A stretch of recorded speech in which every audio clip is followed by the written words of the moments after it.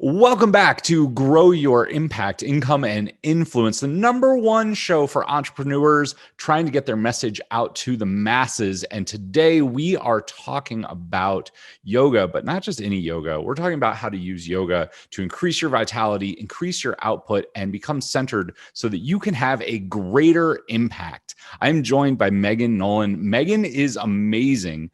She helps people. She integrates yoga, personal training, breath work, all to help you lead a really powerful, vitality-driven life, reach the people that you want, and have the energy to actually do the business. I mean, as entrepreneurs, how many of us have been, oh my goodness, it's 10 o'clock at night, and I got 50 things to do. I'm not going to go to bed till 2 p.m. and I have to get up at 6. Megan helps you get rid of all of that. But it wasn't always like this. She had to go through her own personal journey. It started about 5 years ago for her when she found herself approaching burnout. Megan, welcome to the show. I will let you take it from there. Thank you so much. Great to be here. And you're right. I mean, I totally get it 100% of feeling like you got to do all the things. You got to show up. You got to go big. You got to do the lives. You got to do the emails. We all know the to-do list can be a million miles long, right?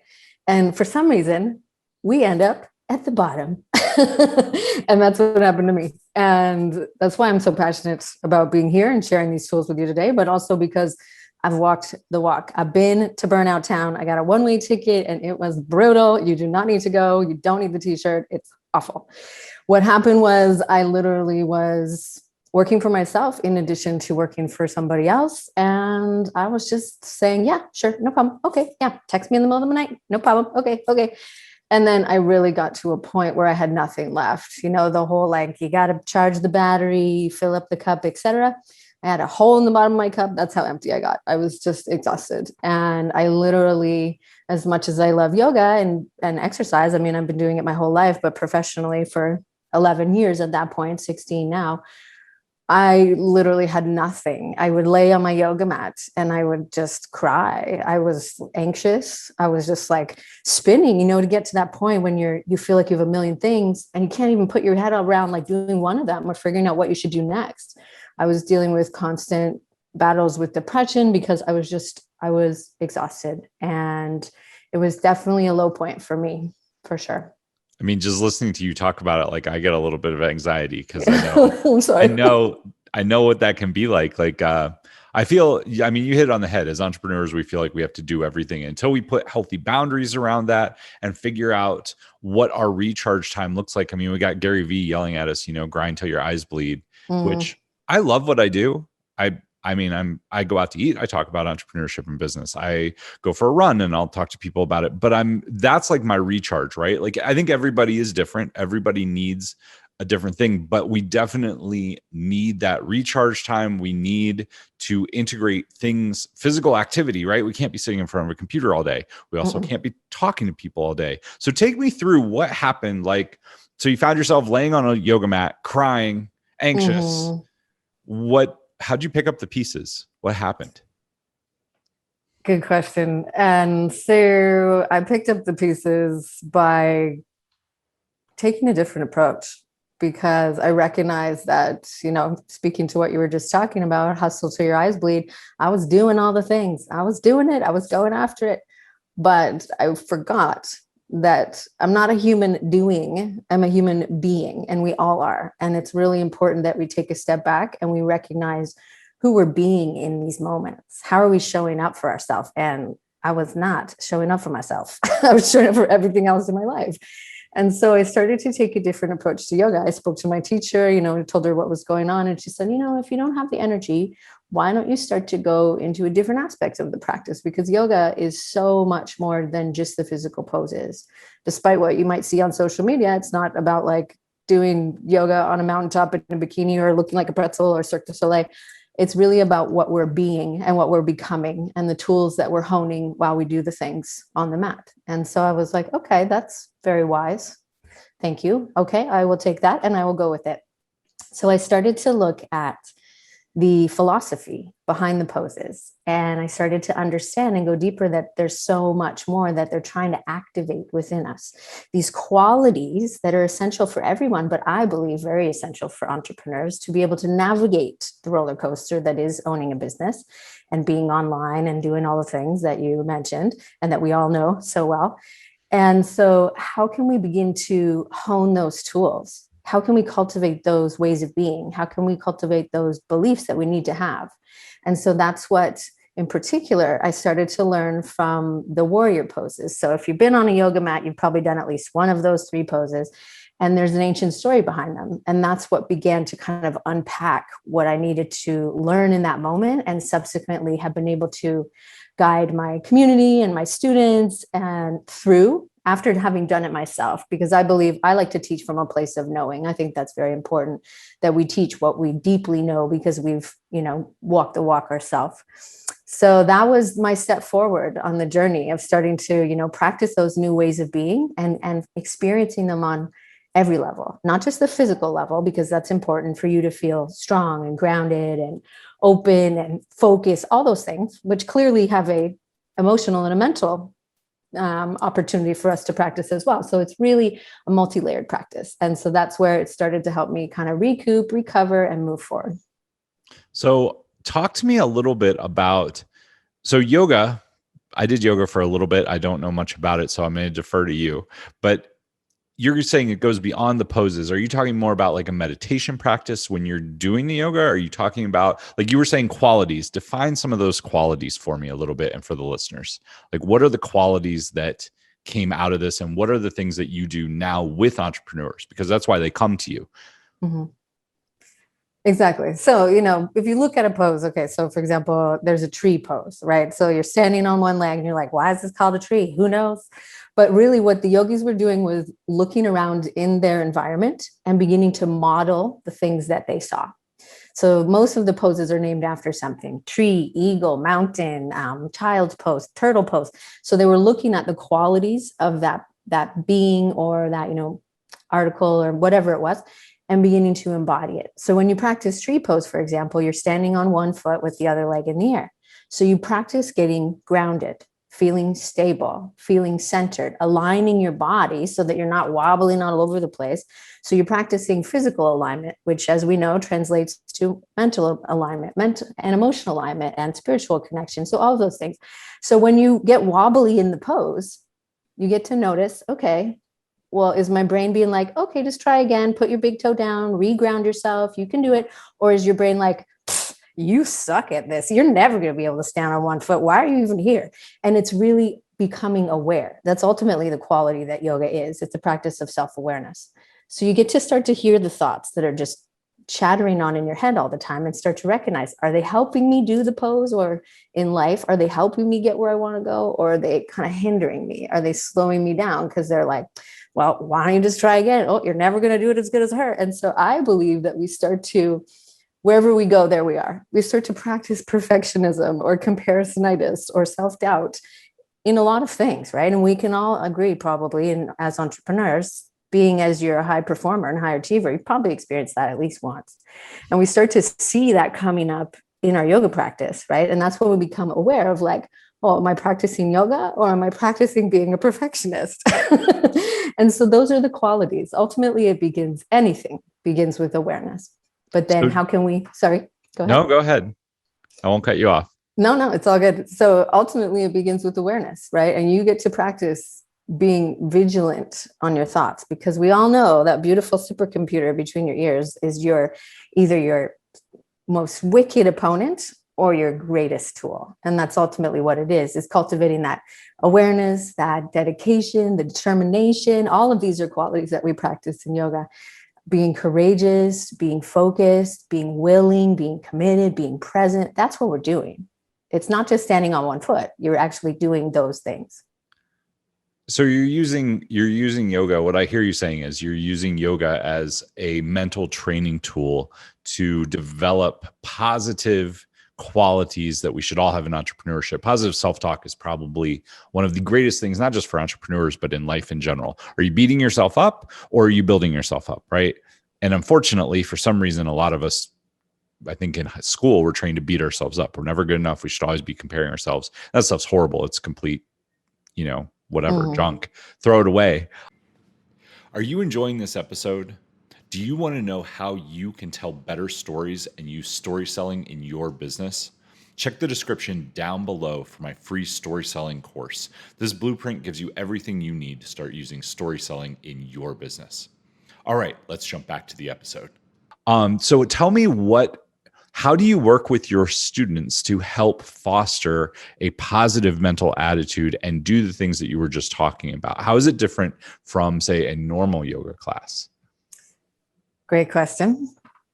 Mainly because I take a completely different approach, but the approach is it has 3 pillars to it. And I have come to realize that this is my unique method. And so it's the elevation method.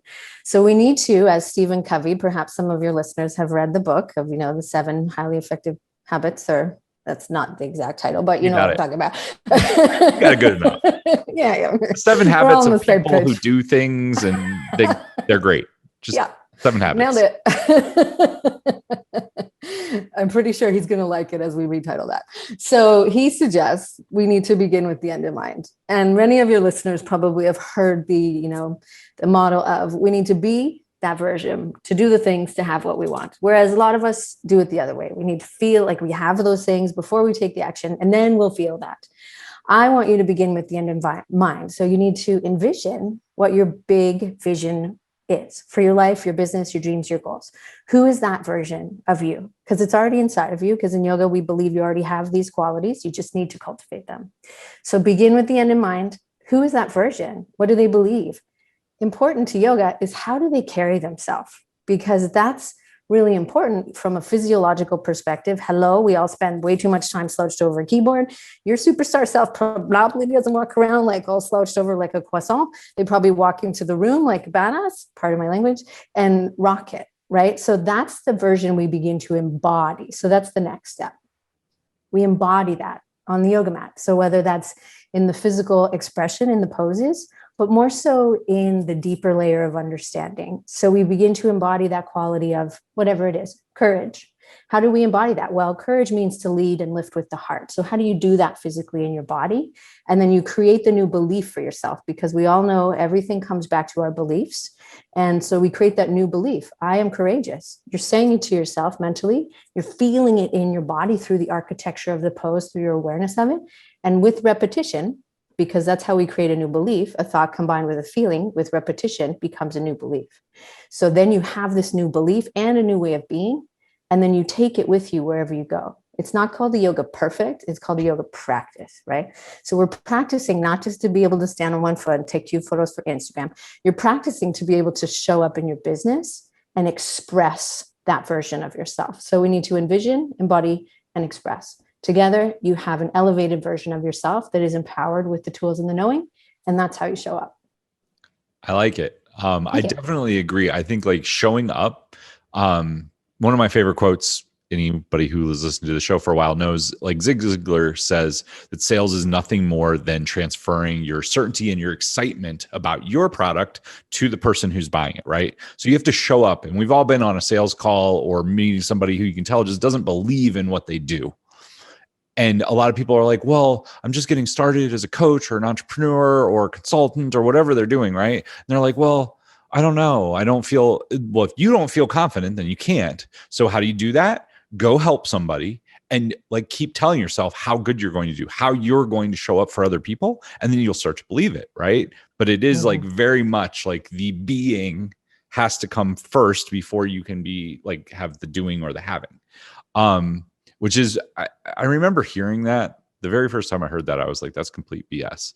Like, I was like, you can't do that. But that was, 15, 20 years ago. And what I learned was like, the thing that changed that belief for me was it doesn't happen overnight. It's not like a black and white. You're not over here on the left, like, and then suddenly you're over here all the way on the right and you're being that person, right? Whatever that person is. It's a baby step every day of like, think about anything that you've learned and you become competent in. I'm very logical. So like if you want to learn something, you do a little bit at a time until suddenly like you're semi-competent at it and you're starting to feel better about it. Like I would say when you're first learning to drive, right?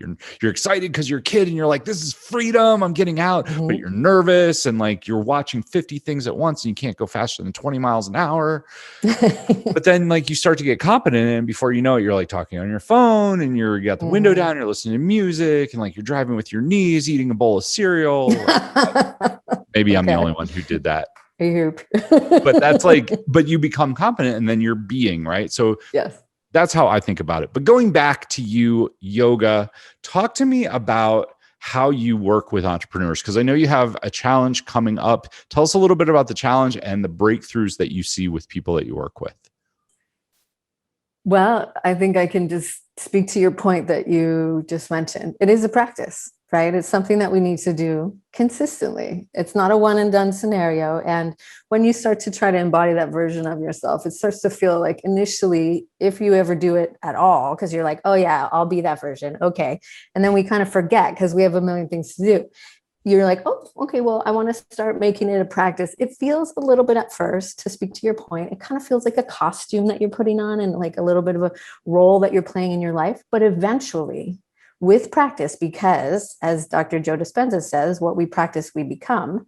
With practice, you become that version. And that's the epitome of yoga, is that internal transformation, that evolution of the self, that activation of the qualities that we've been speaking to this whole point, by using the keys to unlock it. So finding that awareness, finding your attention, using the architecture of the poses so that you're really, truly bringing it to life and feeling it for yourself. Because a lot of times, we like external validation, we like external evidence, but what you said is that we need that internal proof, right?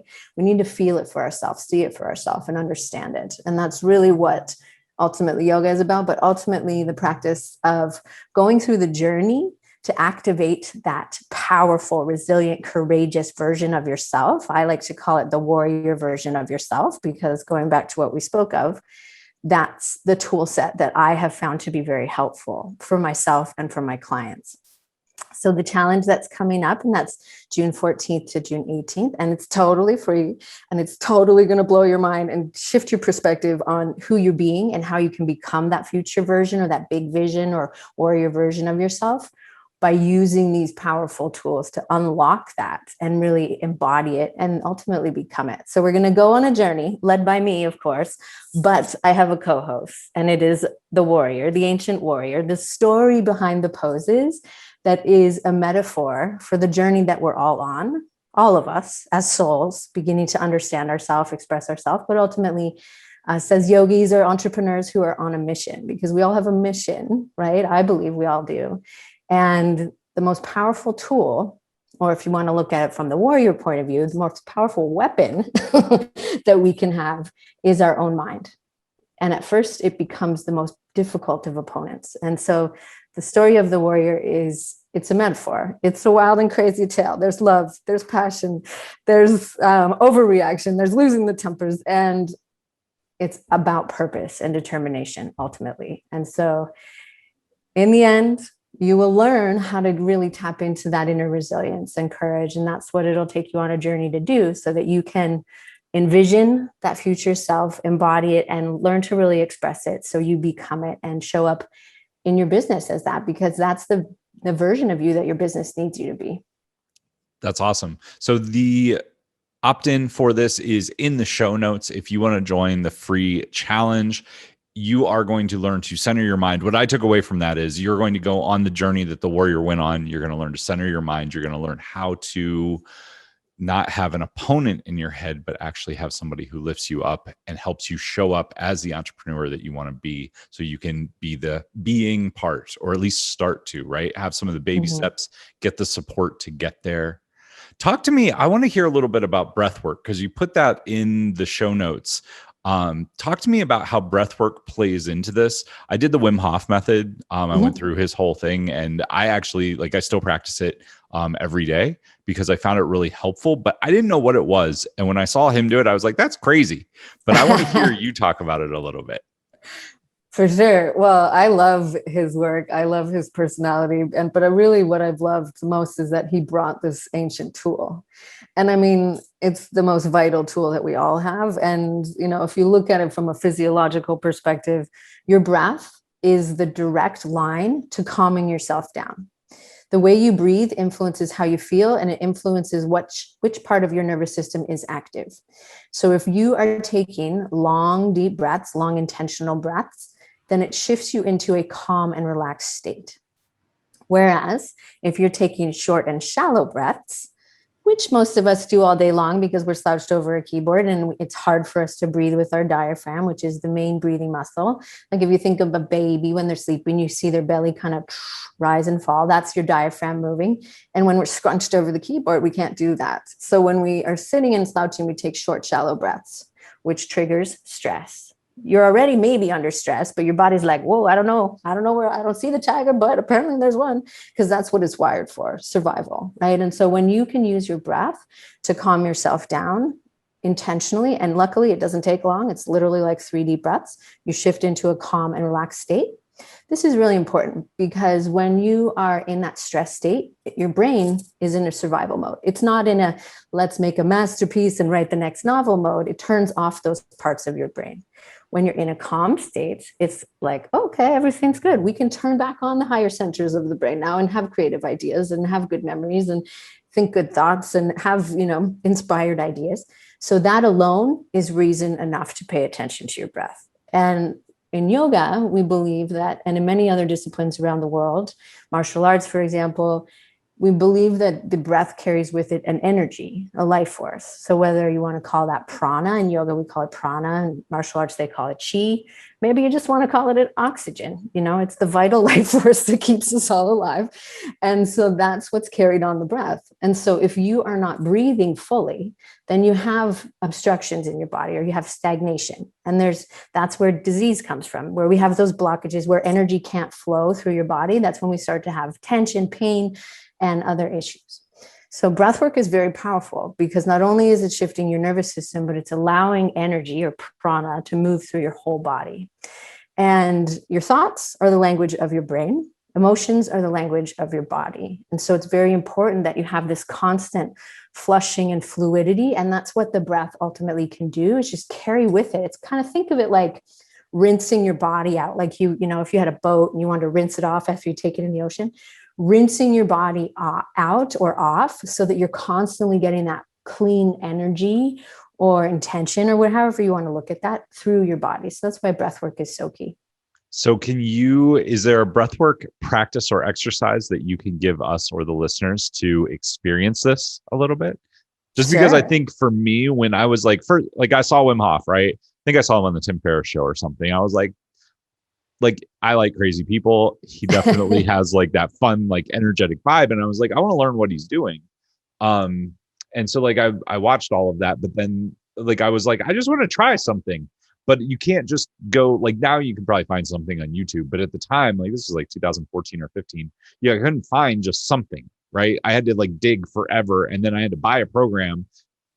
I would love it if you just gave us something simple we could do. And I'll do it with you if you want.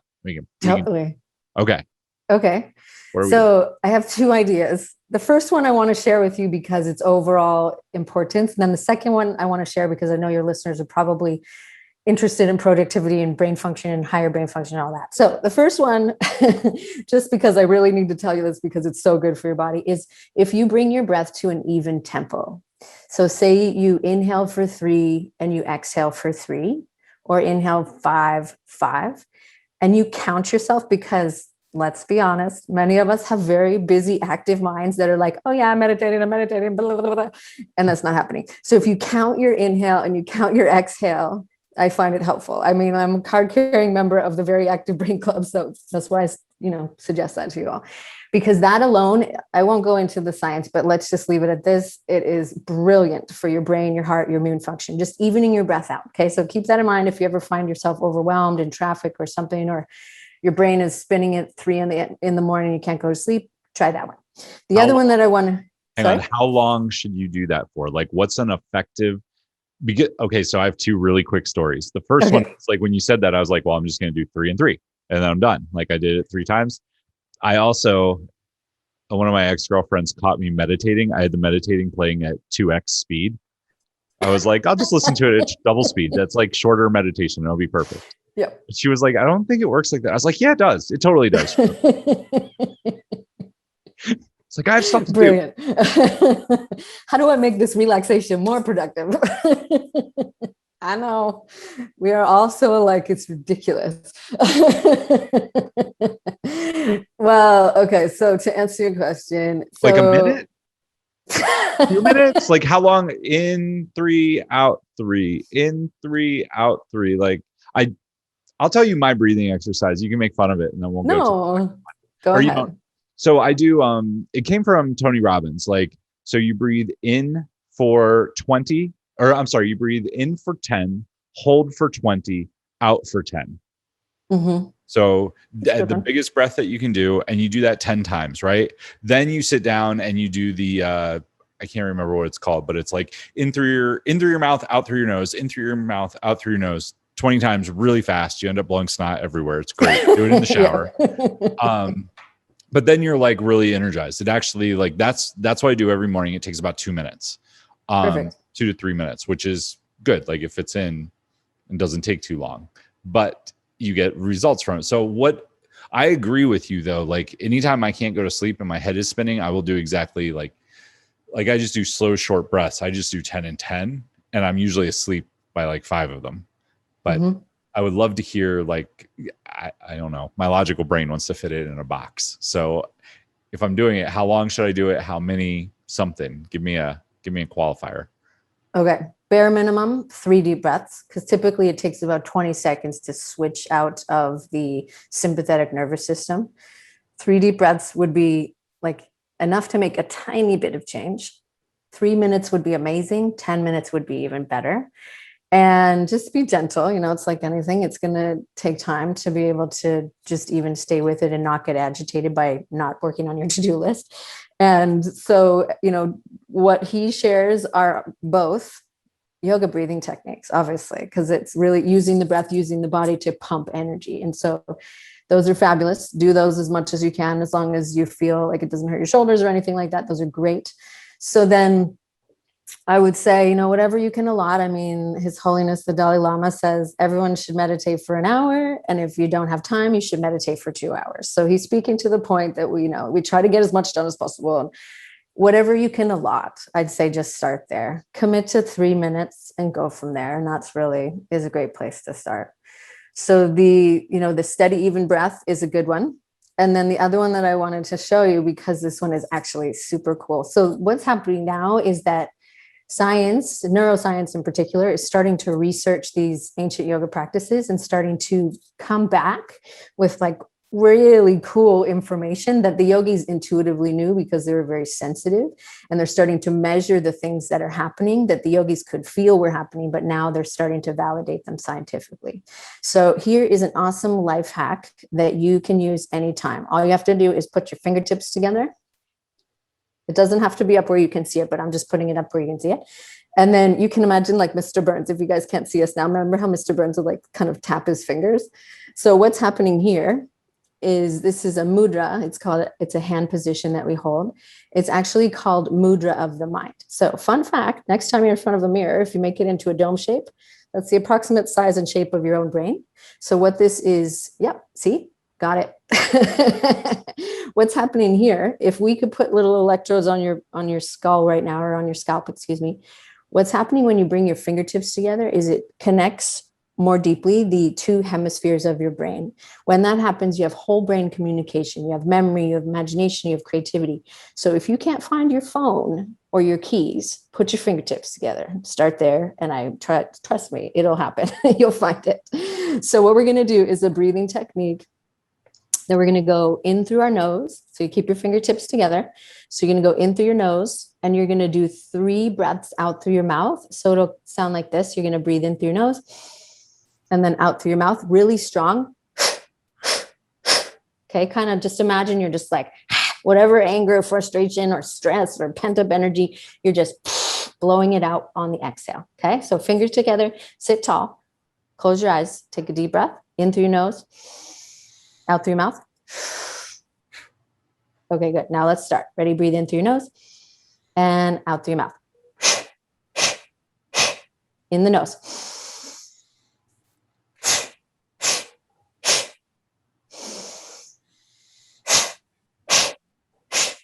Engage your abs while you do it, and you'll feel like you're doing more. Ready? Try it again. Making an ab exercise. Good. 3 more.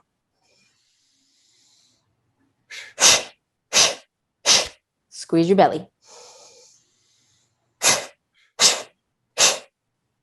Really hard on the last 3. Ready, go. Now keep your fingers together. Breathe through your nose, in through your nose, out through your mouth.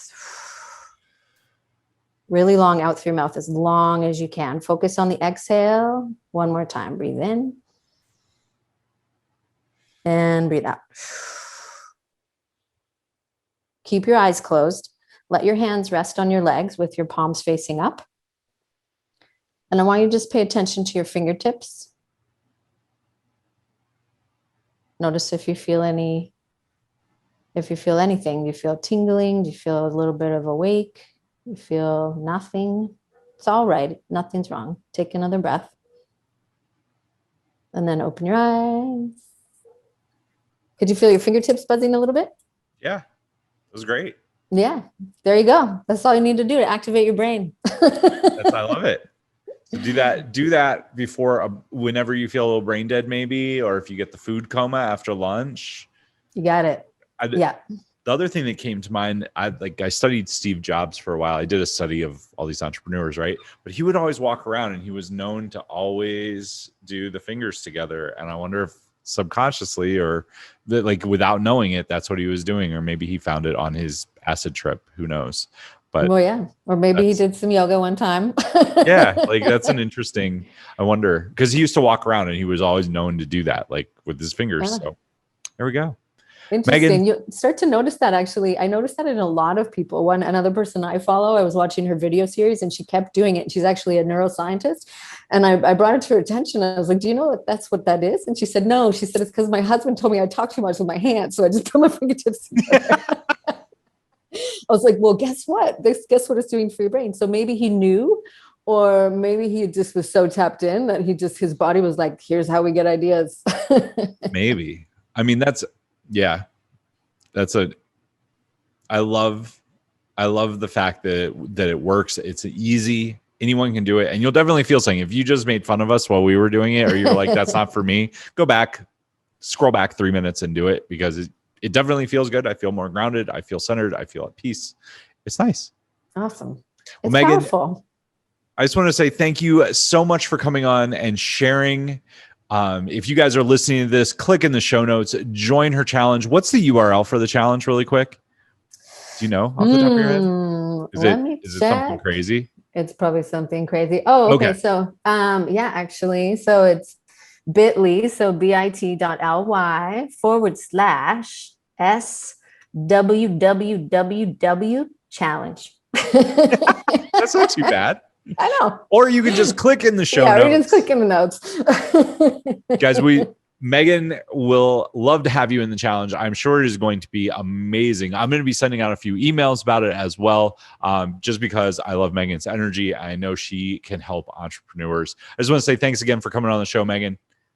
Thank you so much for having me and for being open to these crazy breathing techniques. But you know what? There's a reason that these things have stuck around and that yoga has become more popular than ever.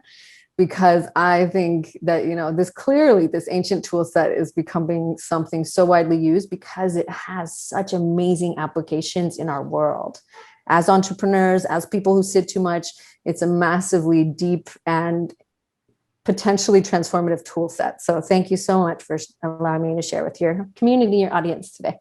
No problem. It is my pleasure. And to everybody else out there, until next time, take action, change lives, and make money. We'll see you soon. Bye-bye.